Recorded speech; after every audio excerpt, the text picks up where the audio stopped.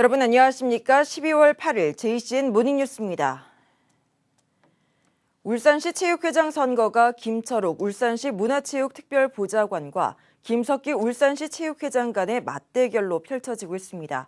울산시 체육회장은 월급과 퇴직금이 없는 무보수 명예직인데요. 왜 이렇게 치열한 경쟁을 펼치는지 김영환 기자가 취재했습니다. 오는 15일에 치러지는 울산시 체육회장 선거. 김철욱 울산시 문화체육특별보좌관과 김석기 울산시 체육회장 간 맞대결이 펼쳐지고 있습니다. 기호 1번 김철욱 후보는 울산시의회 3선 의장 출신으로 울산시 문화체육특보를 역임하며 전국체전의 성공적 개최를 도왔습니다. 김 후보는 울산시 체육회의 예산 확보와 화합의 체육회를 만들고 종목별 읍면동 체육회의 활성화를 공약했습니다. 민선 체육회장 선거로 해서 분열과 갈등이 심화되어 있습니다. 이것을 봉합하고 울산시 체육회의 예산을 확실하게 확보해야 되겠다는 마음으로 선거에 임했습니다. 기호 2번 김석기 후보는 울산시 교육감을 지내고 울산시 체육회장을 역임하며 전국체전 개최를 진두지휘했습니다. 김 후보는 운동선수와 종목단체, 임원 등 생활체육 활성화에 적극 나서고 학교체육 발전을 약속했습니다. 생활체육, 또 엘리트체육, 학교체육이 서로 선순환을 할 수 있도록 그렇게 제가 노력을 할 각오를 가지고 이번 시 체육회장에 출마를 결심했습니다. 울산시 체육회장은 비상근으로 월급과 퇴직금이 없는 무보수 명예직입니다. 업무 추진비가 연간 3천만 원 정도 되지만 선수단 격려와 시책 추진 등에 사용됩니다. 하지만 연간 200억 원에 이르는 시체육회 예산에 대한 집행 권한이 있습니다. 또 30여 명의 직원에 대한 인사권을 행사할 수 있고 이사회와 총회 소집 권한도 있습니다. 체육회가 펼치는 각종 사업에 대한 결정권도 쥐고 있습니다. 시체육회장은 이 같은 권한으로 시민들의 스포츠 복지와 환경, 건강과 체력 증진 등을 위해 지역 체육계를 이끌어가야 하는 봉사직입니다. 시체육회장 투표권을 가진 선거인단은 456명, 전 시의장과 전 교육감 간 맞대결 결과에 관심이 모아지고 있습니다. JCN 뉴스 김영환입니다. 희망 2023 나눔 캠페인 나눔으로 하나 되는 울산을 주제로 한 JCN 특별모금 행사가 어제 생방송으로 진행됐습니다. 울산 사회복지공동모금회와 JCN 주관으로 열린 이날 행사에는 김두겸 울산시장과 5개 구군청장, 각계각층의 시민들이 동참해서 성금을 보탰습니다. 올해 사랑의 열매 희망 나눔 캠페인은 지난 1일부터 내년 1월 말까지 계속되며 모금 목표액은 69억 4천만 원입니다. 모아진 성금은 지역 저소득층과 홀몸 어르신 등 복지 사각지대에 전달될 예정입니다. 지난해 굉장히 어려운데도 불구하고 온도탑이 130도나 됐습니다. 원래 넘었죠. 원래 저희들이 69억 4천 정도로 목표를 삼았는데요. 아마 많은 시민들이 참여를 하면은 100도로 무난히 넘을 것으로 생각됩니다. 어려움 속에서도 나눔을 실천하는 시민 여러분께 다시 한번 진심으로 감사의 말씀드립니다. 화물연대 파업이 장기화됨에 따라 울산경찰청이 물류운송보호 기동 단속팀 운영에 들어갔습니다. 경찰은 다양한 장소에서 게릴라식 불법 행위가 증가할 것으로 예상돼 80여 명으로 구성된 18개 기동 단속팀을 울산신항과 석유화학단지, 정유사 등 주요 물류 운송시설에 배치한다고 밝혔습니다. 경찰은 화물연대의 운송 방해와 차로 점거, 운송기사 폭행 등 불법 상황에 대해서는 사법 처리 등 엄정 대응하겠다고 밝혔습니다. 민주노총 울산지역본부는 어제 국민의힘 울산시당 앞에서 기자회견을 열고 정부와 여당의 화물연대에 대한 탄압 중단과 안전운임제와 노조법 2, 3조의 연내 개정을 촉구했습니다. 기자회견 후에는 천막 농성을 시도했지만 이를 제지하는 남구청 공무원들과 충돌이 발생했고 이 과정에서 경찰을 밀친 민주노총 간부 1명이 공무집행 방해 혐의로 경찰에 연행됐습니다. 울산시가 주택건설 행정 절차 기간을 최소화하기 위해서 도입한 통합심의회의가 어제 처음으로 열렸습니다. 울산시는 어제 제1회 주택건설사업 통합심의회의를 열고 LH가 울산 다운이 공공택지지구 내에 646세대 규모의 공동주택을 건립하는 사업에 대해 통합심의를 진행했습니다. 심의는 도시계획과 교통영향평가, 경관위원회와 건축위원회 심의가 통합해서 이루어졌습니다. 통합심의로 인해 기존에 10개월 이상 소요되던 심의 기간이 3개월로 단축됐습니다. 자동차와 조선, 석유화학과 비철금속 등 4대 주력산업 사업체의 매출액이 울산 전체 산업 매출액의 61.7%를 차지하는 것으로 나타났습니다. 울산시에 따르면 4대 주력산업 매출액은 2020년을 기준으로 147조 5,902억 원이며 석유화학이 74조 6천억 원으로 가장 많았고 자동차, 비철금속, 조선순을 보였습니다. 종사자 수는 자동차가 5만 3천여 명으로 가장 많았고 조선, 석유화학, 비철금속 순으로 나타났습니다. 울산시의회가 울산도시공사 사장 임용 후보자 인사청문회 특별위원회 구성 결의안을 가결했습니다. 시의회는 5명의 위원을 선임해 울산도시공사 사장에 대한 능력과 자질 검증 등 인사청문을 실시할 예정입니다. 울산도시공사 사장 후보자 공모에는 2명이 신청한 것으로 알려졌습니다. 국민의힘 박성민 국회의원이 방사능 재난 등 위험에 노출될 가능성이 있는 지역에 방사능 방제 기획과 방제 훈련의 재원을 마련하는 지방교부세법 일부 개정 법률안을 대표 발의했습니다.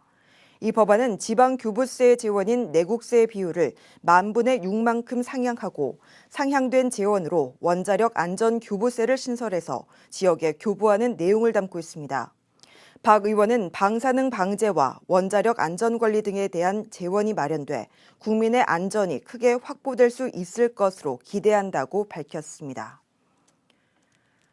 우리 국민의 절반 이상이 수도권에 몰려 있으면서 지방 소멸 위기가 확산되고 있습니다. 상대적으로 젊은 도시인 울산도 조선업의 중심지인 동구가 소멸 우려 지역으로까지 분류되는데요. 외곽 지역에서는 신생아 울음소리를 들어보지 못한 마을이 하나둘 늘고 있습니다. 구현희 기자입니다. 인구 1,700여 명이 거주하는 울주군 삼동면입니다. 올해 삼동면에서 출생 신고를 한 신생아는 단 2명. 한 해 출생아 수가 한 자릿수를 기록한 지도 10년 가까이 됩니다. 최근 3년간 신생아 울음소리를 듣지 못한 마을도 16곳 중 7곳에 달합니다. 마을은 고령화돼 가는데 아기 울음소리도 아이들이 노는 소리도 갈수록 듣기 어려워지면서 대책이 절실합니다. 65세 이상이 거의 한 3% 정도의 그 생활이 하다 보니까 산단이라든지 젊은 사람들이 좀 많이 앉아 삼동에 돌아서 좀 전해 생활을 할 수 있는. 현대중공업 본사가 있는 울산 동구는 소멸 우려 지역으로 분류됐습니다. 얼마 전 산업연구원이 발표한 전국 소멸 우려 지역 59곳 중 대도시 지역은 단 3곳, 이 중 동구가 포함된 겁니다. 조선업이 화랑이었던 시절엔 울산을 젊은 도시로 이끈 원동력이었지만 조선업 위기로 인한 인구 유출로 이제는 지역 소멸을 걱정해야 하는 상황까지 온 겁니다. 2016년 이후에 조선업의 위기가 들어서면서 이로 인해서 일자리 수가 줄어들고 여기에 따라서 인구들이 다른 지역으로 빠져나가면서 상당 부분의 인구가 감소했다라는 점이 크게 작용하고 있습니다.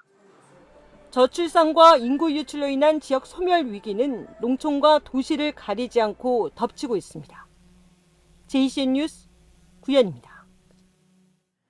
동해선 개통에 따른 인구 유출 방지를 위해 전략적 공간 개발이 필요하다는 제언이 나왔습니다. 울산연구원 정현욱 박사는 지난해 개통한 부산-울산 간 동해선으로 인해 부산으로 인구 유출의 심화가 예상된다며 북울산역과 태화강역, 남창역 등 접근성이 높은 지역을 중심으로 전략적인 공간 개발이 필요하다고 밝혔습니다. 정 박사는 이들 역사에 광역전철 외 KTX 이음정차 가능성도 높은 만큼 다양한 기능의 복합 개발을 통해 동해선 울산 구간의 광역 거점을 형성해야 한다고 강조했습니다. 더불어민주당 울산시당이 15개 상설위원회 조직 구성을 완료했습니다. 민주당은 여성위원회와 청년위원회, 장애인위원회와 노인위원회 등 15개 상설위원회의 위원장과 부위원장, 위원 구성을 완료했다고 밝혔습니다. 이선호 울산시당 위원장은 상설위원회를 통해 민생의 목소리를 잘 청취하고 전달하겠다고 말했습니다. 또 내년 1월부터 정치 토론과 문화예술, 봉사 등 다양한 분야의 당내 동호회를 결성해서 당내 결속력을 다지기로 했습니다. 울산시와 국립재난안전연구원이 매년 반복되는 침수 피해 대비를 위해 방재정보형 침수 위험 지도를 구축했습니다. 이 지도는 울산 전역을 10m 단위로 구분하고 침수 위험 등급이 1에서 5등급으로 표시돼 있습니다. 태풍이나 집중호우가 예상되는 경우 실시간으로 강우와 수위, 행정 동단위의 위험 등급 정보가 제공됩니다. 현대중공업그룹이 차세대 친환경 에너지원으로 각광받고 있는 암모니아의 해상 공급기지 개발에 착수했습니다. 한국조선해양과 현대중공업은 최근 한국석유공사 울산본사에서 한국석유공사와 로이드 선급과 함께 암모니아 FSRU 공동개발 협약을 체결했습니다. 암모니아 FSRU는 생산지에서 운송된 액화 암모니아를 저장했다가 육상에 공급하는 선박으로 암모니아가 탄소 배출을 하지 않는 친환경 연료로 떠오르면서 함께 주목받고 있습니다. 울산중고의회가 기후위기 대응을 위한 탄소중립 녹색성장 기본조례 제정을 추진하고 있습니다. 이 조례안에는 탄소중립 사회로의 이행과 각 분야별 온실가스 감축과 기후위기 대응 시책 수립, 탄소중립 취약계층 보호 등의 내용을 담고 있습니다. 특히 관련 정책과 계획을 심의 의결할 위원회와 지원센터 설립, 기후 대응기금 마련 등의 법적 토대도 포함됐습니다. 이 조례안은 홍영진 의원이 발의해 상임위를 통과했으며 오는 15일 본회의에 최종 의결을 거친 뒤에 공표될 예정입니다. 남구청이 지난 2009년부터 운영하고 있는 생활민원 전문가 무료 상담실이 주민들로부터 좋은 반응을 보이자 상담관을 추가 위촉하고 상담 분야도 확대하기로 했습니다. 남구청은 올 한 해 동안 574건의 생활민원 상담을 했으며 이 가운데 법률 상담이 50%에 해당하는 287건으로 가장 많았고 세무와 심리정서, 부동산 등의 순을 보였다고 밝혔습니다. 남구청은 내년부터는 신중년 진로 상담과 노무 상담을 추가하고 직장인들을 위해 야간 상담도 실시하기로 했습니다. 이에 따라 상담관도 어제 6명을 추가 위촉해서 22명으로 확대했습니다. 울산시가 지난해부터 저소득 취약계층을 대상으로 추진 중인 냉난방기 지원 사업이 목표치의 91.5%를 달성했습니다. 울산시는 지난해 3,537세대의 지원을 완료했고 올해는 12,000세대에 대해 지원을 마쳤다고 밝혔습니다. 남은 1,400여 세대는 내년 상반기까지 지원을 완료할 계획입니다. 울산시는 전국 최고의 에너지 복지 모범도시 구현에 적극 나서겠다는 방침입니다. 보이스피싱 피해자 3명으로부터 받은 3천여만 원을 보이스피싱 조직에 전달한 60대에게 징역형의 집행유예가 선고됐습니다. 울산지법 박정홍 판사는 사기방조 혐의로 기소된 60대 A씨에게 징역 10개월의 집행유예 2년을 선고하고 120시간의 사회봉사를 명령했습니다. A씨는 지난 4월 보이스피싱에 속은 피해자 3명으로부터 3,300만 원을 받아 조직에 전달한 혐의를 받고 있습니다. JCN 모닝뉴스를 마칩니다. 함께해 주신 여러분 고맙습니다.